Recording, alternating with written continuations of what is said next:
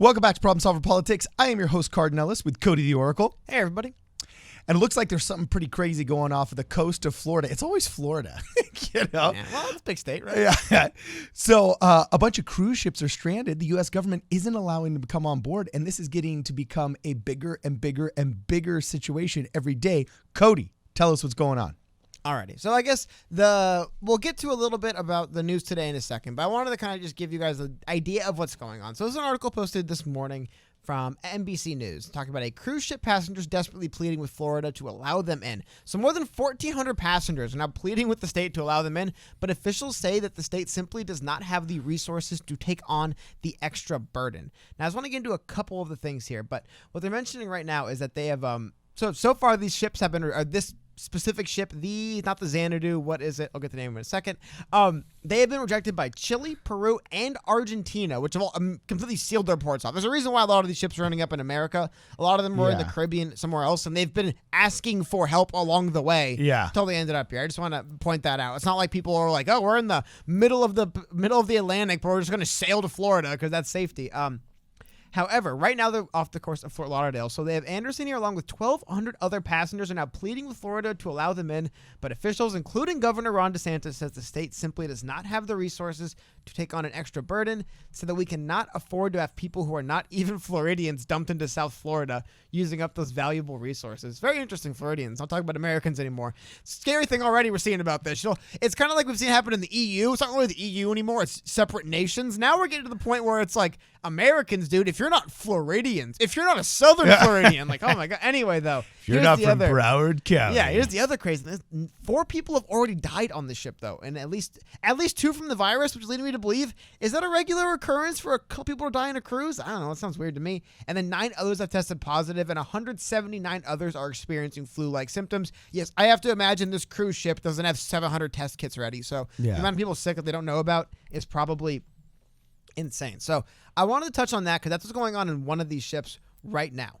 Here's the name. The Zandam, like I said. It wasn't the Xanadu. But they mentioned the Zandam and its sister, the Rotterdam, that took an asymptomatic passenger from the Zandam, are scheduled to reach Fort Lauderdale by today, much to the dismay of the city's mayor. Now, I'll just say kind of anecdotally, I have a friend who lives down there. And I was talking to him the other day, and he was where he lives, you can kind of see the port down there, and he was telling me, like, by the minute, I am watching these cruise ships pull up. We'll get to that in a second because... and then one last thing I want to touch on before I get to that is that there are more than 300 Americans aboard just these 2 ships. And the reason why I say just these 2 ships is because the Miami Herald reported a couple days ago that there is, updated now, dozens of ships potentially off the ship and then off the coast of Florida. But this is only reason why I brought that stuff up, I just wanted to kind of let you guys know what's going on off the coast of Florida. There's a lot of ships that have been coming up through the Caribbean and Latin America. They've been asking for aid. All the ports are closed, so they're coming to Florida. They're coming to America. A lot of Americans are on these ships. However, the Coast Guard, I believe yesterday or today, released a very interesting statement. So we'll go through this. The U.S. Coast Guard has directed all cruise ships to prepare to treat any sick passengers and crew on board while being sequestered indefinitely offshore during the coronavirus pandemic. The new rules require daily updates on each ship's coronavirus caseload for vessels in U.S. waters and come with a stiff warning that any foreign flagged vessels, which by the way is every cruise ship that runs in the world, except for I think like a Norwegian cruise line or something, that loiter beyond U.S. territorial seas should try first to medically evacuate the very sick to those countries instead. Basically saying they're not welcome here, no one's welcome here. But what a predicament. Man. Because honestly, if you're the captain of a ship, you know that the Bahamas doesn't have the infrastructure in order to be able to help all these people. Because as they mentioned, Hurricane Dorian hit them last year as well. They're still recovering from the hurricane. And so just ethically, yes, sure, there's the whole political argument about how Congress makes it so difficult and the stringent regulations and it's easier to register in another country. And we could talk about the flag of convenience laws a little bit later on in the podcast and so on and so forth. But if we're all honest with ourselves, we know that you've got to come here if there's hope for the survival of your crew, the passengers, the people, and you have that moral obligation. You're not going to want to go to anywhere except for some very well-developed Western European nations, okay, and the United States of America. Also, you can't turn your cruise ship around and go to exactly. You're not just going to end up in like, France tomorrow. You know, you've got a 5-day at-sea journey ahead of you. And so I thought it was interesting, the term loitering. Like, if you loiter outside of U.S. territorial waters. Because think about it though, like literally, and I think this is something that every country has some wording they try to deal with. Like, what's the rule? I mean, our coastline extends so far. And it's 8 miles before you hit international waters, 4 miles in some areas. You can't just have a boat just sitting there waiting. You know what I mean? Like, like a USS 12 miles. It's like, what are you doing, man? What is this? And like a destroyer can't roll up into San Diego 4 miles outside of Camp Pendleton, or the naval base before somebody starts saying, is this an act of war? Spying, all kinds of stuff. Yeah. Just illegal acts. They must have stuff. But that's the other thing I wanted to really quickly. Okay. I had this picture a few minutes ago, but just take a look at that. And this is just some of the pictures that we have. This is from, I believe, the Ledger or some local Miami publications here. But you take a look at it's literally up to, I don't say literally, I don't know, but figuratively, we're here in the potentially dozens. Yeah, just parked off the shore. And the crazy thing is that a lot of these boats every single one of these boats, because none of these boats fly American flags, have been basically told that, well, you better get used to treating your people, and if you're going to be this close to America, you have to report your figures to us daily. Which is kind of, I mean, I guess it's I don't know, all of it in one statement. It does start coming across. Now, part of me kind of likes some aspects of this, and this sounds very draconian and very harsh. Okay, but if they're registering in another country to get around American regulations, they're not paying into that system with their corporate taxes. So if you're a Bahamian ship, I would at least try and get the U.S. citizens off. Like, I would do that. I would just, I don't care if it's a temporary tent in the port of San Pedro and the port of Miami, and say, okay, you guys are going to be quarantined in this tent.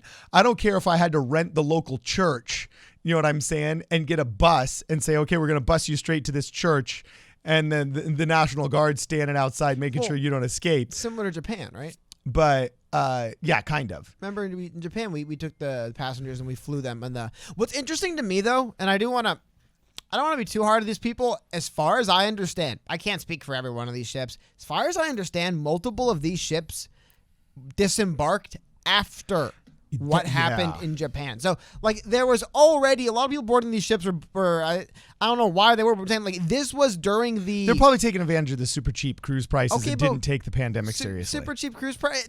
Dude, that's like saying there's a fire and being like, wow, dude, no one's in the movie theater. It's on fire. That's why no one's in the movie theater, man. Like, it's wow, I wonder why. Oh, what a coincidence. These prices just dropped for no reason whatsoever. But I want to get into a couple other things just about this a little bit. Just a little bit of what's going on with the governmental response. Governor DeSantis' wording on this is, just another quote from DeSantis right here, the governor of Florida. DeSantis is a savage. He said, just to drop people off right at the place where we're having the highest number of cases right now just doesn't make a whole lot of sense.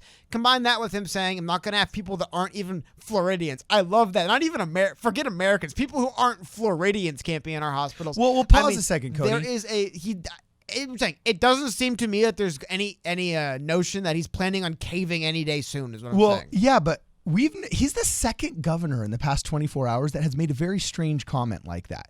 Instead of calling them Americans, Governor DeSantis said we're helping the Floridians. And Gavin Newsom, in his tweet, I don't know if you feel if it's appropriate time to bring up the tweet or not, but That's not pulled up. Okay, well, he referred to today. Yesterday, I believe. Or yesterday, or the day before, maybe. To California as a nation state. Yep. And he literally used the term nation-state. Period. End of the sentence. And that was it. He's like, we are an industrious, a great and a beautiful, or whatever adjectives he used, nation state. And so part of me thinks this is dangerous because we really are all Americans. But what people don't realize is historically, we didn't call ourselves Americans until after the Civil War. A silver lining of the Civil War is that Americans started referring to themselves as Americans, not just Virginians, not just South Carolinians, not just New Yorkers. They started saying, we, the United States of America. And that bloodshed brought unity. Well, what's interesting is I'm wondering if this pandemic is really almost like a chemotherapy that's getting a lot of, I don't want to say globalism, but some of that collective speech out of the moniker, and the governors are going back to being governors. You know what I'm saying? And the states are going back to like intense state rights, as a response to this because they want to be able to react to slow the spread. I don't know, because in my adult life, I've never seen an individual state called a nation state by a governor. And I've never seen a governor not refer to U.S. citizens seeking aid in their ports, not as Americans, but questioning whether or not they were Floridians. Oh, if you're a North Carolinian, hold on. You got to stay on board. I feel like that's a Florida thing. I feel like that's a Florida thing. When you look at each other. I'm serious. I've been trying to. People always joke about Florida, man. Why is stuff so crazy in Florida? It just seems to me every time I've asked people who live in Florida or anyone who's from Florida, that is this mention that again they are Floridians. They look at themselves like this is a state that we do things a certain way. There's certain quirks and eccentricities to this place, but we like it because that's where we're from. I don't know. Yeah. I almost look at it as like the southeast version of Portland. You know what I mean? But they just do things different in the southeast, but similar ideas. Around this area, we're going to have a weird way of doing things, and we like it. They keep Austin weird. Florida, instead of having some goofy, keep Florida weird, it's like stay out of Broward County is more what they tell you, but it's the same idea. Anyway, just I thought interesting to this point, we're talking about Governor DeSantis. I was looking for that tweet you're talking about. He just finally ordered all Floridians to stay home unless performing essential activities with an executive order going into effect Thursday night. They're a little bit late to that party. Would be tomorrow night. But things are definitely tightening up as we're seeing all these different. I mean, cruise. I don't know. It's. Part of me wants to say, why are people on cruise ships right now?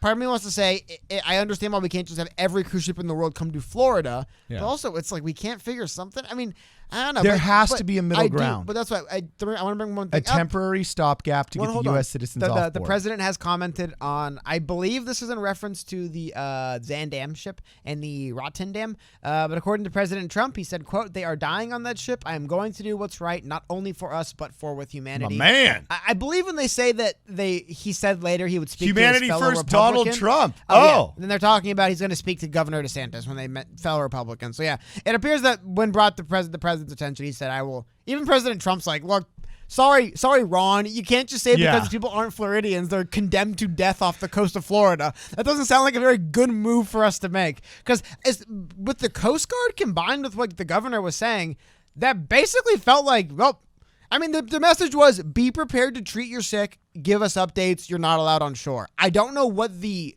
end result of that is, other than, well, it's going to be really bad for you. It really seemed the official response from the governor and the Coast Guard to these people was, sucks to be you. That's basically what they said. Yeah. Like, Bahamas won't take you? Gee, that sucks. Well, just let us know how bad it is. That's the best we're going to give you. I'd want to know what the full clip was, because who knows? Maybe CBS News doesn't like the guy and they're trying to misrepresent him. I would want to know what the full quote was. But I have to say, if what and how CBS News is reporting this is true, DeSantis is not looking very good in this pandemic. He's just not. There's governors that are winners and there's governors that are losers coming out of this. And Gavin Newsom, as much as I cannot stand Gruesome Newsom's attitude 99% of the time, he's not afraid to ask President Donald Trump for help, put aside the bipartisan nonsense. And when Trump delivers on getting the USS Mercy or whichever one was in San Pedro Harbor, he's not afraid to get up in front of a podium and say, hey, look, this guy helped us out. We owe him a great debt. We're all Americans. Newsom's coming out of this a pseudo winner. Andrew Cuomo is coming out of this pretty big time winner, at least in terms of projecting strength and projecting confidence. Okay. But DeSantis, man, he was late to the party. He's seriously underestimated at the beginning. And his measures, I mean, he's putting in the measures we have been living for 2.5 solid weeks here. Oh, yeah. In California. Didn't the president just say 2.5 solid weeks? Didn't the president just say yesterday, I am like doubling the length of the nationwide? All that stuff happened yesterday, and just now the governor of Florida is finally like, well, but I don't know if this is one of those also crazy executive order, I am the governor, you're not allowed to leave your house orders anymore. But just before, I don't want to clown on DeSantis all day, but just remember you said, I'm going to pull a few more quotes from him. We already read a couple of these, but this is what he's saying. This is the tenor from Ron DeSantis on Monday. So this is going back a couple days now, 2 days. He said, we can't afford to have people who are not even Floridians dumped into South Florida using, I love that word, dumped. So is there a negative connotation to saying people are dumped They're on your human shores? beings, bro. We view this as a big, big problem, and we don't want to see people dumped in Southern Florida right now. He goes back to the well to use the word dump. Again, it seems to me, I don't like going like mind reading, but just if I'm reading the English language correctly, it sounds to me like the governor of Florida feels like this is an undue burden put on him. Is that not the dude? Undue burden. He's not complaining when that, Carnival. But do you agree with what I'm saying? No, BS. Let me call absolute BS right now. I'm not saying. I'm just saying. No, he's acting like it's an undue burden. But Yeah. let me tell you, the industry that Florida makes off of cruise ships. Those ports going out of Fort Lauderdale and going out of Miami Harbor Tourism in general, right? make millions upon millions per year, okay? Carnival cruise ships have filled hotels, filled tourist destinations, given onshore business to the tune of at least billions. So don't come at me and say, oh, well, we can't afford. No. If you're going to engage in this business, it's just like Obamacare.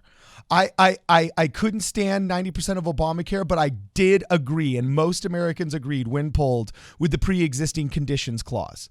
That if you're going to get rich off the health insurance game, that's fine, but you can't just suck up all the money from the healthy people and screw those that have pre-existing conditions. This is literally the exact same argument. You don't get to suck up all the money that's to be made any given decade, bro, any given 8-year tenure. You don't get to suck up all the good money. And then when, all of a sudden there's 300 people that might need some resources. Forget them because bad things are happening now. No, that's the price you pay when you engage in lucrative industry, dog. So put your big boy pants on and try and solve this. Problem solver politics, dog. You got to solve the problem, DeSantis. Well, okay, I'm not going to defend Ron DeSantis, but I do want to say this. I'm just going to read to you this passage from the Miami Herald, which by all accounts, I've been doing some looking into this. They've been doing some pretty good reporting on that. In general, they seem to be one of the better local sources for the Miami area. But check this out. They say federal, state, and local officials have been negotiating over whether Carnival's Holland America cruise ships, the Zandam and is it Rotterdam or Rotterdam? I've actually read it. Rotterdam. But I think one of them misspelled it as Rotterdam. And one of them had the AAM in a different article. But anyway, they would be allowed to dock at Port Everglades this week. But the company's Coral Princess is coming too, with what the ship's medical center called a higher than normal number of people with flu-like symptoms. So I'm just going to say, I'm the governor of a state, and every day I hear another one of those boats full of sick people is coming. Another one of those boats full of sick people is coming. And you know what's even worse? Another boat that, we have a bunch of boats of sick people coming. They're saying for the boats of sick people, this one's got an unusually high amount. So become the legend. Become the legend. Like a good moment to rise up. That is a great art. It's a great moment to rise up and do something. Troubling news. The news is troubling is all I'm saying. Okay, yeah, but think about this. This is just like the Kinder ships. One of the biggest shames of America is that FDR turned away a ship full of tons of Jewish children who had been smuggled out of the ghettos. And they were seeking asylum from the legitimate, this was post-Kristallnacht, I believe this happened, okay? So those kids were turned around. FDR wouldn't let them come into the harbor. They were sent back to Belgium where they were put in the labor camps, and the vast majority of them perished, with whatever word I'm allowed to use on YouTube, okay? And it is a massive shame on the FDR presidency, okay? Well, dude, you're looking at the exact same thing right now, bro. Okay? And you can't tell me that with all of the emergency money that we got for the mosquitoes and malaria, with all the emergency money that we got for Hurricane Katrina, you can't tell me with the flotilla of swamp people that help folks out when the hurricanes flood everywhere. What's that called? It's called the Cajun Navy. I don't think they like being called swamp people. Maybe I'm wrong. I don't want to speak for them. Yeah, but you can't tell me that the Cajun Navy, all those volunteers that have actually that's the unique thing. Think about formalized the Cajun Navy. Yeah, you can't tell me that there's not people that aren't willing to ferry those folks onshore to some place safer than quarantining them on a boat. Where they're worried if they go down the hall of the buffet line that they're going to pick up 5,000 other people's germs. Like, rise to the occasion. Don't be like FDR and turn away the Kinder ship. Rise to the occasion, solve the problem, and become the legend. Because if not, you're the jerk that turned away the ship that needed help. Yeah, and that's how you go down. And that's how I would campaign against you. If I wanted to primary you as a Republican, I'd say, look, this is not what Republicans are all about. Republicans were Harriet Tubman and the Underground Railroad. Republicans were the first, people that helped African Americans get into Congress. We're the ones that solved the Civil War. We're the ones that freed the slaves. We're the ones that solved problems. DeSantis is not a Republican if he lets you sit and die in a harbor just because, he's got beef with the company that you bought a ticket from. Well, I don't think he has beef. I think he just is terrified. He's a pansy without a spine. So to use a sports reference, are you saying that the name on the front of the jersey is a lot more important than the name on the back? You got to protect that Republican brand. How dare you do this to us? I didn't say protect that Republican. I said be a freaking problem solver, dog. In jest. And I get it. I hear what you're saying. It's just, I don't know, man. That is be the legend, dog. Because just to your point, the last thing I would go on, because we've talked a lot about this, but I think it's interesting story I want to, but just I did want to point to the fact that if there's already 2 people that have passed away from this virus on one of these ships, by the way, not the ship that they're saying more people are sick than usual. Yeah. And I mean, they say the other 2 are, I don't know, man, maybe people do, but anyone in the comments, it works on cruise ships, let us know if that's the thing you have to deal with, like people dying on cruise ships. I don't know. It seems weird to me, but heart attacks happen all the time with the elderly that are on cruises. I get it, but still, like, just this idea that, and I don't want to get grim and morbid here for a second, but stateside big hospitals, they have like their morgues and just the hospital in general overran fairly quickly. Now, there's less people on a cruise ship to need medical services than a massive county or city on states on the land, but still the point being, but the connection of the humans is more intense. It's going to spread faster, and things could. But my larger point, things could start getting very grim out there, and it's a floating petri dish. Exactly, and if it appears that the governor didn't move quickly enough, I mean, like, say what you want about the president, the fact that he's appealing to humanity and saying that, like, look, people are dying, we have to do something, and the governor is just kind of like, you know what, man, you can't dump these people on me, like that's bad look, man. It's a little bit. It's just strange to see how, like, the president's tone is so much more doesn't like appeal to like literal humanity in it, and we're getting the and I guess Governor DeSantis, governor of Florida, he's even more unique than him, but just very cold warning from the Coast Guard today. I don't. It is weird because there is one thing to that, but just the Coast Guard basically saying you have to dock off the coast, be prepared to treat your sick. None of them are coming here, and you have to tell us your numbers daily.